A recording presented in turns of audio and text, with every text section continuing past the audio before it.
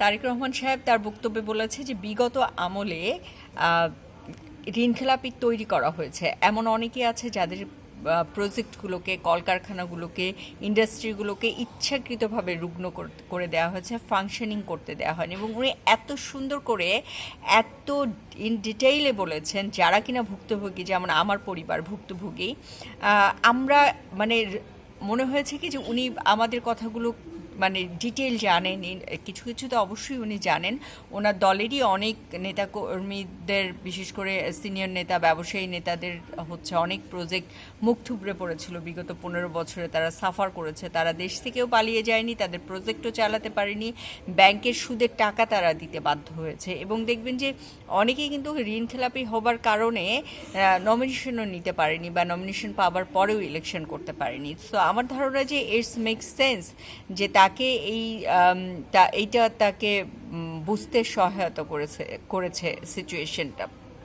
So Tarique Rahman সাহেবের এই বিষয়টাকে আমি মনে করি যে খুবই মানে ভালো কথা বলেছেন। এবং উনি, জানি না উনি কি করবেন, কতটুকু করবেন, তবে আমার মনে হয় যে একটা কমিশন করে কারা কারা কীভাবে ক্ষতিগ্রস্ত হয়েছে। এবং আমি অবশ্যই বলবো যে যেসব ব্যাংকাররা, রাজনীতিবিদরা যেটা করেছে, রাজনৈতিক সরকার যেটা করেছে, ব্যাংকাররা যেভাবে বিভিন্ন প্রজেক্টকে ধ্বংস করার জন্য কাজ করেছে, সেই সব ব্যাংকারদেরকেও শাস্তির আওতায় আনতে হবে।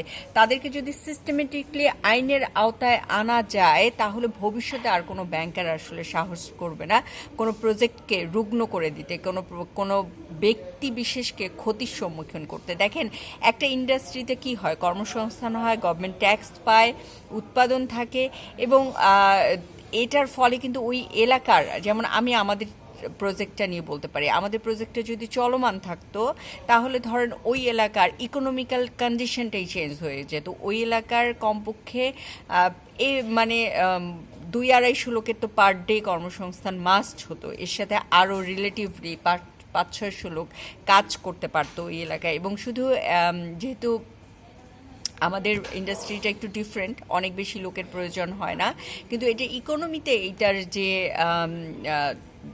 কন্ট্রিবিউশন থাকতো, কৃষকদের ক্ষেত্রে যে কন্ট্রিবিউশন থাকতো, সেটা বাংলাদেশের ইকোনমিতে অবশ্যই একটা অবদান রাখতে পারতো। শুধুমাত্র পলিটিক্যাল কারণে আমরা যে সাফার করেছি, এবং আমাদের মতো আরও অনেকেই সাফার করেছে, থ্যাঙ্কস টু তারেক রহমান যে উনি এটা বলেছেন। এবং আমি এটা চাই যে উনি শুধু কথা বলার মধ্যে এটা সীমাবদ্ধতা থাকবে না, উনি এটাকে মানে কাজে প্রমাণ করবেন। এবং যারা যেভাবে সাফার করেছে, সেই সাফারিং তো বন্ধ করা যাবে না, কিন্তু তাদের জন্য কিছু করা যায় কিনা আইনের দৃষ্টিকোণ থেকে এবং সব দিক থেকে ভায়াবল কিছু করা যায় কিনা, উনি এটা নজর রাখবেন। এবং একই সাথে আবারও বলতে চাই, এই সব কর্মকাণ্ডের সাথে যারা যুক্ত ছিল, তাদেরকে অবশ্যই শাস্তির আওতায় আনতে হবে।